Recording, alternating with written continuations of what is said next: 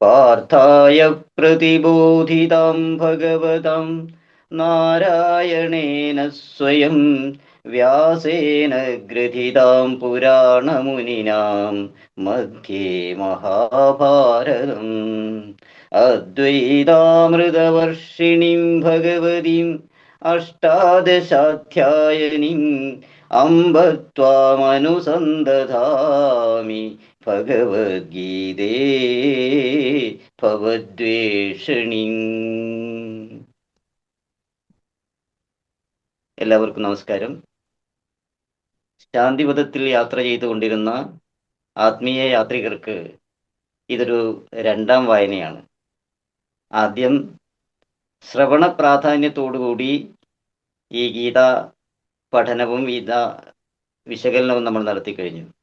പക്ഷെ കാലഘട്ടത്തിന് അനുസരിച്ച് സാഹചര്യത്തിനനുസരിച്ച് മാറണം എന്ന നിർദ്ദേശം ലഭിച്ചതിനാൽ ആണ് രണ്ടാമതും ദൃശ്യ പ്രാധാന്യത്തോടുകൂടി ഭഗവത്ഗീത അവതരിപ്പിക്കുന്നത്. ഇത് രണ്ടാമത് ഈ രീതിയിൽ അവതരിപ്പിക്കണമെന്ന് പറഞ്ഞപ്പോൾ എനിക്ക് സംശയമുണ്ടായിരുന്നു, ഇത് ഒരു ആവർത്തന വിരസത ഉണ്ടാകുമോ ആളുകൾക്ക്, പഠിതാക്കൾക്ക് എന്ന്. പക്ഷെ എന്നെ സമയത്തോളം ഗീത എത്ര തവണ വായിച്ചാലും അതിനൊരു വിരസത ഉണ്ടാവില്ല.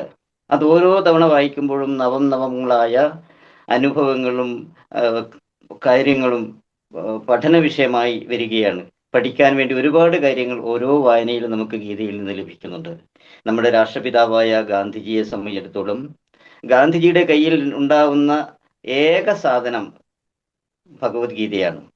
ആ ഭഗവത്ഗീത കയ്യിൽ വെക്കുന്നിടത്തോളം കാലം ഏത് പ്രശ്നങ്ങൾക്കും മനസ്സമാധാനം ലഭിക്കുമെന്നാണ് ഗാന്ധിജി പറയുന്നത്.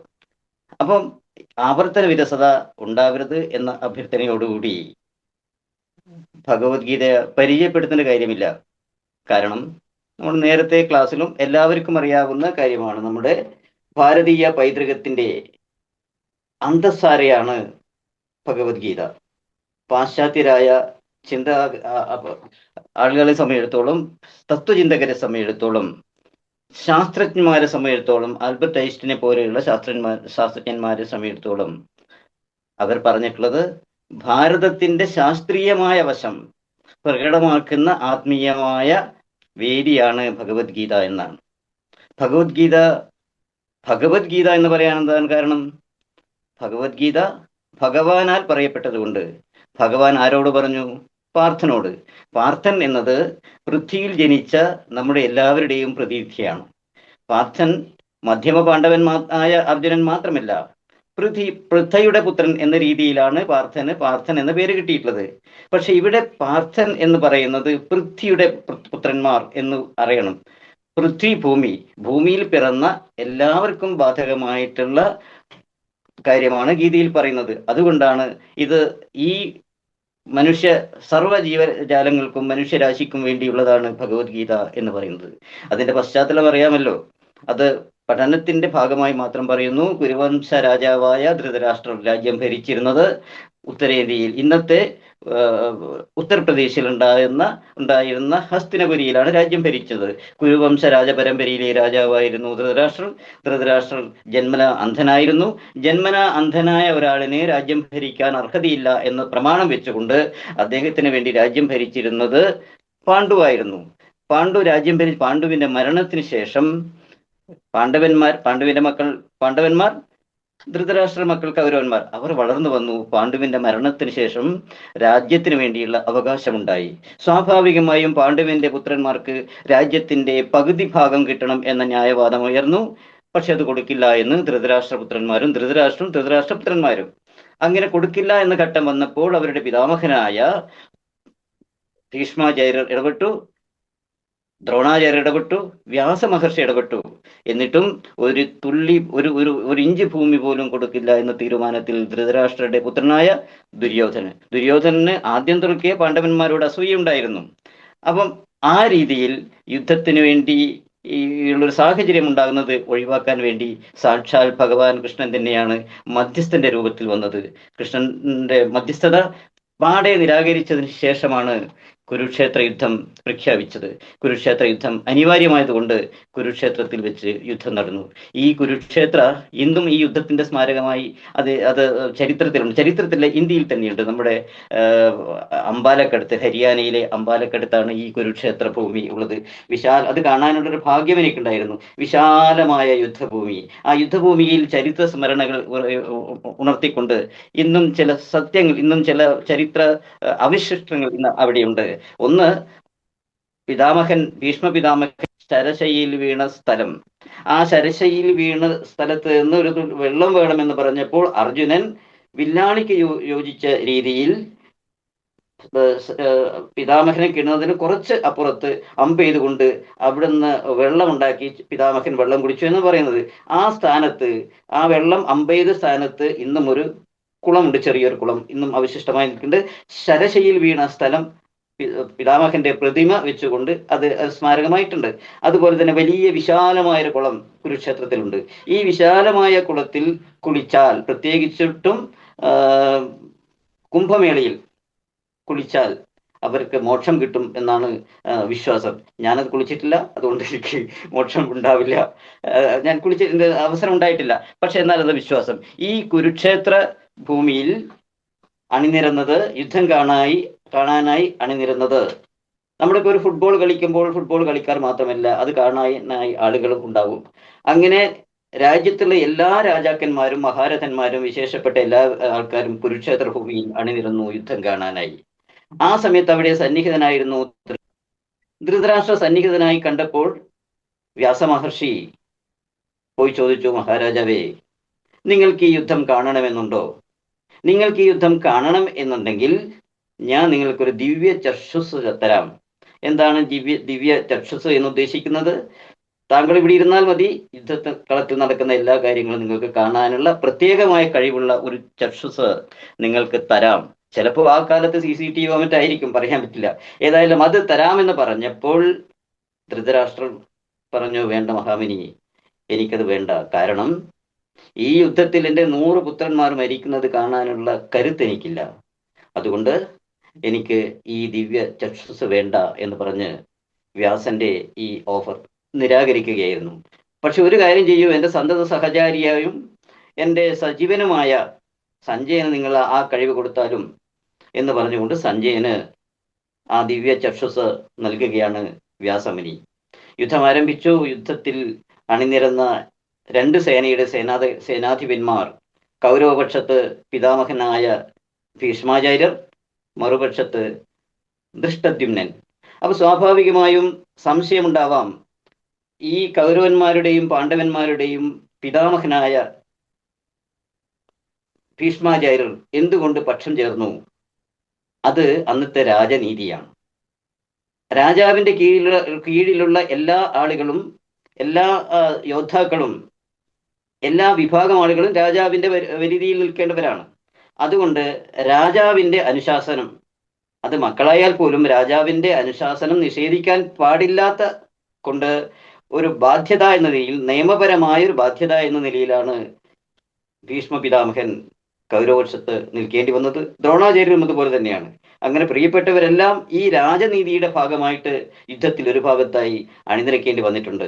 അങ്ങനെയാണ് ഭീഷ്മാചാര്യൻ ആ രംഗത്ത് വന്നത്. ഭീഷ്മാചാര്യർ അവസാനം വരെ ഈ യുദ്ധം ഒഴിവാക്കാൻ വേണ്ടി ശ്രമം നടത്തിയിട്ടുണ്ട്. യുദ്ധക്കളത്തിൽ വെച്ചും പറയുന്നുണ്ട്, ഇനിയും ഒരു അവസരം തരാം, ഒന്ന് ചിന്തിക്കൂ ദുര്യോധന, യുദ്ധം ഒഴിവാക്കാൻ, അവസാന നിമിഷം വരെ. പക്ഷേ ദുര്യോധനൻ അത് ചെവിക്കൊണ്ടില്ല. അങ്ങനെ യുദ്ധം അനിവാര്യമായി. യുദ്ധം തുടരുന്നു. യുദ്ധത്തിൽ കൗരവപക്ഷത്ത് ഭീഷ്മാചാര്യർ, മറുപക്ഷത്ത് ധൃഷ്ടദ്യുമ്നൻ. അങ്ങനെ 10 ദിവസം യുദ്ധം നടന്നു, ഘോരമായ യുദ്ധം. ആ 10ാം ദിവസമാണ് ഭീഷ്മാചാര്യർ അർജുനന്റെ ശരവർഷങ്ങളേറ്റ് ഭൂമിയിൽ പതിക്കുന്നത്. അങ്ങനെ ഭൂമിയിൽ ഭീഷ്മ പിതാമഹനും വീണിരിക്കുന്നു എന്ന വിവരം പറയാനായി ഓടിയെത്തുകയാണ് സഞ്ജയൻ ധൃതരാഷ്ട്രപക്കൽ. അപ്പോഴാണ് ധൃതരാഷ്ട്ര ചോദിക്കുന്നത്, ഭഗവത്ഗീതയിലെ ആദ്യത്തെ ശ്ലോകം ചോദിക്കുന്നത്, ധർമ്മക്ഷേത്രേ കുരുക്ഷേത്രേ സമവേദായുയുത്സവാഃ മാമക പാണ്ഡവശ്ചൈവ കിവ കൗർവദ സഞ്ജയ. ധർമ്മക്ഷേത്രമായ കുരുക്ഷേത്രത്തിൽ യുദ്ധം ചെയ്യാനായി അണിനിരന്ന് വന്ന മാമകാഹ എൻ്റെ ആളുകളും പാണ്ഡവന്മാരും എന്ത് ചെയ്തു സഞ്ജയ എന്നാണ് ചോദിക്കുന്നത്. ഇവിടെ നമ്മൾ കാണേണ്ടത് ധർമ്മക്ഷേത്രേ കുരുക്ഷേത്രേ, കുരുക്ഷേത്രത്തെ ധർമ്മക്ഷേത്രം എന്ന് വിശേഷിപ്പിക്കുകയാണ് ധൃതരാഷ്ട്രം. എന്തുകൊണ്ടാണ് ധർമ്മക്ഷേത്രം എന്ന് പറയുന്നത്?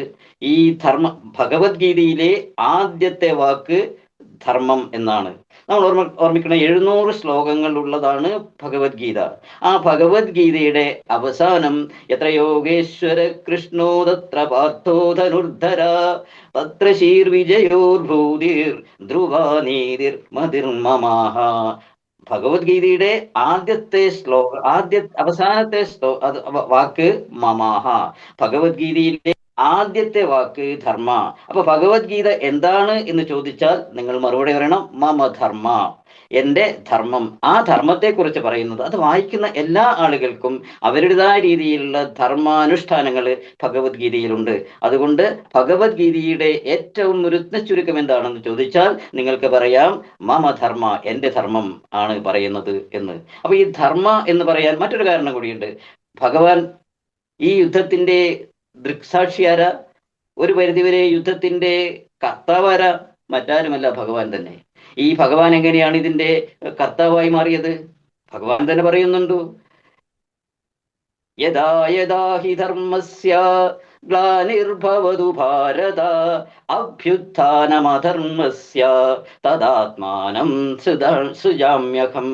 എപ്പോഴൊക്കെ ഭാരതത്തിൽ ധർമ്മം നശിക്കുന്നുവോ ആ സമയത്ത് അധർമ്മത്തെ മാറ്റി ധർമ്മത്തെ പുനർജനിപ്പിക്കാൻ വേണ്ടി സൃജാമി അഹം സൃജാമി, ആ ഘട്ടങ്ങളിൽ ഞാൻ ജനിക്കും എന്ന് പറഞ്ഞിട്ടുണ്ട് ഭഗവാൻ പിന്നീടുള്ള ശ്ലോകങ്ങളിൽ. അതിന്റെ അടിസ്ഥാനത്തിൽ ഭഗവാൻ പിറവിയെടുത്തത് ധർമ്മത്തെ സംസ്ഥാപിക്കാനാണ്. ഈ യുദ്ധത്തിൽ ഭഗവാൻ എവിടെയാണ്? ഭഗവാൻ പാണ്ഡവരുടെ പക്ഷത്താണ്, പാണ്ഡവർക്ക് ധർമ്മത്തിന്റെ പക്ഷത്താണ്. അതുകൊണ്ടാണ് ഇവിടെ ധർമ്മയുദ്ധം ധർമ്മക്ഷേത്രേ എന്ന് പറഞ്ഞത്. ഈ ധർമ്മം എന്ന് പറയാൻ മറ്റൊരു കാരണം കൂടിയുണ്ട്. ദുര്യോധനൻ ഈ യുദ്ധം നടക്കുന്ന എല്ലാ ദിവസവും, 18 ദിവസത്തെ യുദ്ധമാണല്ലോ നടക്കുന്നത്, ഈ യുദ്ധം നടക്കുന്ന എല്ലാ ദിവസവും രാവിലെ തൻ്റെ മാതാവിനെ കാണാൻ വേണ്ടി പോകും. ഗാന്ധാരി മാതാവിനെ അനുഗ്രഹം വാങ്ങിക്കാൻ വേണ്ടി രാവിലെ ഗാന്ധാരി മാതാവിൻ്റെ കാലിൽ വീണുകൊണ്ട് പറയും, അമ്മേ അനുഗ്രഹിക്കണമേ. അപ്പൊ ഗാന്ധാരി മാതാവ് മറുപടി പറയുന്നത് നീ ജയിക്കണം എന്നല്ല. ഗാന്ധാരി മാതാവ് മറുപടി പറയുന്നത് യഥോ ധർമ്മ തതോ ജയാഹ. ഈ 13 ദിവസമാണ് ദുര്യോധനൻ കാണാൻ വേണ്ടി പോയിട്ടുള്ളത്. ഈ 13 ദിവസവും പറയുന്നത് എവിടെ ധർമ്മമുണ്ടോ അവിടെ ജയമുണ്ടാവുന്നു. നീ ജയിക്കുന്നില്ല, ഈ അധർമ്മിയാണ് ദുര്യോധനൻ എന്നറിയാം. അതുകൊണ്ട് തന്നെ ആ മാതാവ് പറയുന്ന പണ്ഡിതയാണ് ആ മാതാവ് പറയുന്നത് യഥോ ധർമ്മ തതോ ജയാഹ. അത് കേട്ട് വ്യാസഭഗവാൻ ഭാരതത്തിൽ ഒന്നുകൂടി എഴുതി ചേർത്തു, യഥോ ധർമ്മ തതോ കൃഷ്ണ യഥോ കൃഷ്ണ തതോ ജയാഹ. ഈ ധർമ്മം എവിടെയുണ്ടോ അവിടെ കൃഷ്ണനുണ്ട്, എവിടെ കൃഷ്ണനുണ്ടോ അവിടെ വിജയമുണ്ട്. അതാണ് ഈ ധർമ്മക്ഷേത്ര എന്ന് പറയാനുള്ള മറ്റൊരു കാരണം. ഈ ക്ഷേത്ര എന്ന് പറയാൻ എന്താണ് കാരണം? ക്ഷേത്ര എന്ന് പറഞ്ഞാൽ ക്ഷയാത് ത്രായതി ഇതി ക്ഷേത്രം.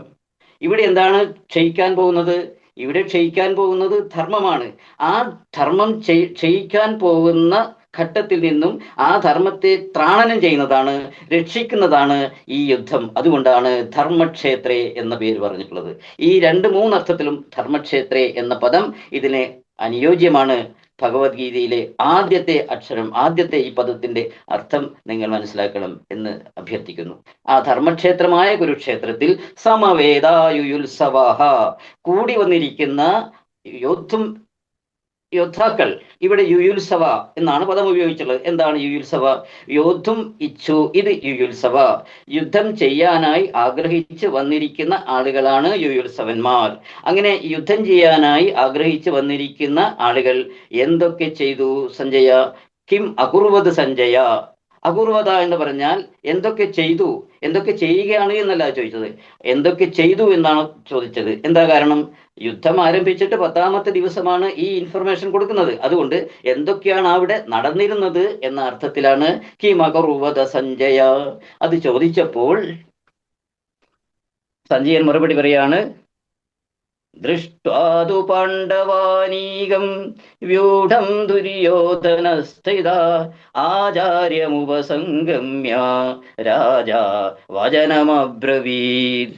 മഹാരാജാവേ, ദുര്യോധനൻ ശത്രുപക്ഷത്തുള്ള യോദ്ധാക്കളെ കണ്ടപ്പോൾ, ശത്രുപക്ഷത്തുള്ള സൈന്യത്തെ കണ്ടപ്പോൾ, വ്യൂഢം ദുര്യോധന ആചാര്യമുപസംഗമ്യ രാജാ വചനമബ്രവീത് എന്ന് അതിനെ കണ്ടപ്പോൾ, ആചാര്യ നിങ്ങൾ കാണൂ മറുപക്ഷത്തുള്ള സൈന്യം എന്ന് ചൂണ്ടിക്കാണിച്ചു.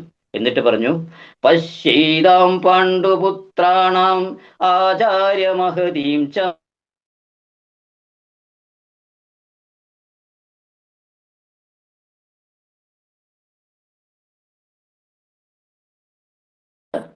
നിങ്ങൾ കാണൂ, പശ്യൈതാം പാണ്ഡുപുത്രാണാം, പാണ്ഡുപുത്രന്മാരുടെ ആചാര്യ മഹതീം ചമു, പാണ്ഡുപുത്രന്മാർ ചമച്ച മഹത്തായ ചമുവെ താങ്കൾ കണ്ടാലും. എന്താണ് അതിന്റെ പ്രത്യേകത? ആ വ്യൂഢം ചമച്ചത് തവ ശിഷ്യേന ധീമത, ആ വ്യൂഢം ചമച്ചത് ദ്രുപദപുത്രനാണ്. വ്യൂഢം ദ്രുപദപുത്രേണ തവ ശിഷ്യേന ധീമത. അത് വളരെ ബുദ്ധിപരമായിട്ടാണ് വ്യൂഢം ചമച്ചിട്ടുള്ളത്. എന്താണ് എന്താണ് ആ ശ്ലോകത്തിന്റെ അർത്ഥം? പശ്യൈതാം പാണ്ഡുപുത്രാണാമാചാര്യ മഹതീം ചമും വ്യൂഢാം ദ്രുപദപുത്രേന തവ ശിഷ്യേന ധീമത. രണ്ട് പ്രയോഗം ഇവിടെ ഉപയോഗിച്ചിട്ടുണ്ട്. ഒന്ന്, തവ ശിഷ്യേണ ദ്രുപദപുത്രേന. ദ്രുപദപുത്രൻ തവ ശിഷ്യനാണ്, താങ്കളുടെ ശിഷ്യനാണ്. പക്ഷെ എന്തിനാണ് ഇവിടെ ദ്രുപദപുത്രൻ എന്ന് പറഞ്ഞത്? ആ ദ്രുപദപുത്രൻ എന്ന് പറയാൻ ഒരു കാരണമുണ്ട്. ഈ യുദ്ധ രംഗത്താണല്ലോ നമ്മളിപ്പോൾ ഉള്ളത്. ഈ യുദ്ധത്തിൽ മറുപക്ഷത്തെ സർവ്വസൈന്യാധിപനാണ് ദൃഷ്ടദ്യുമ്നൻ. ദൃഷ്ടദ്യുമ്നൻ ദ്രുപദ മഹാരാജാവിന്റെ പുത്രനാണ്. ഈ ദ്രുപദ മഹാരാജാവും ദ്രോണരും തമ്മിൽ ഒരു കഥയുണ്ട്. അവരുടെ ബാല്യകാലത്തെ ഒരു കഥയാണ് അവർ പഠിച്ചത്. ദ്രുപദൻ വളരെ ദരിദ്രനായിരുന്നു. ദ്രോണർ പാഞ്ചാല രാജ്യത്തെ രാജകുമാരനും. അങ്ങനെ ഗുരുകുല വിദ്യാഭ്യാസം അവർ, അന്നതിന് വിവേചനമൊന്നുമില്ല, ഗുരുകുലത്തിൽ ആർക്കും പഠിക്കാം. അങ്ങനെ ഗുരുകുല വിദ്യാഭ്യാസം നടത്തി, ആയുധാഭ്യാസമൊക്കെ നടത്തി, അവസാനം വിദ്യാഭ്യാസത്തിന്റെ അവസാനം കഴിഞ്ഞതിന് ശേഷം പിരിയുമ്പോൾ ദ്രുപദൻ കെട്ടിപ്പിടിച്ചുകൊണ്ട് ദ്രോണരോട് പറഞ്ഞു, ഈ സൗഹൃദം നമ്മൾ ഇന്ന് നിലനിർത്തണം. ഞാൻ രാജാവായിരിക്കാം, ഞാൻ പോയാൽ ഇനി പാഞ്ചാല രാജ്യത്തിന്റെ രാജാവായിരിക്കാം. ഞാൻ എത്ര വലിയവനായാലും താങ്കൾക്ക് എപ്പോഴും എൻ്റെ സന്നിധാനത്തിൽ വരാം. അതിന് മറ്റാരുടെയും അനുവാദം ആവശ്യമില്ല. ഈ സൗഹൃദം എന്നും നിലനിർത്തണം, നിങ്ങൾ വരണം എന്ന് പറഞ്ഞുകൊണ്ടാണ് അവർ പിരിയുന്നത്. അപ്പം ദ്രുപദനെ സംബന്ധിച്ചിടത്തോളം, ദ്രോണാചാര്യ സമയത്തോളം നിത്യദാരിദ്ര്യമായിരുന്നു. ഈ വിദ്യ കൊടുക്കുന്നവർക്കും വിദ്യ അഭ്യസിക്കുന്നവരുടെ സാമ്പത്തിക നില വളരെ മോശമായിരിക്കും. അങ്ങനെ പരമദാരിദ്ര്യത്തിൽ എന്ന് പറഞ്ഞാൽ കൗരവന്മാരെയും പാണ്ഡവന്മാരെയും വിദ്യ അഭ്യസിപ്പിക്കുന്നതിന് മുമ്പുള്ള പശ്ചാത്തലമാണ് പറഞ്ഞത്.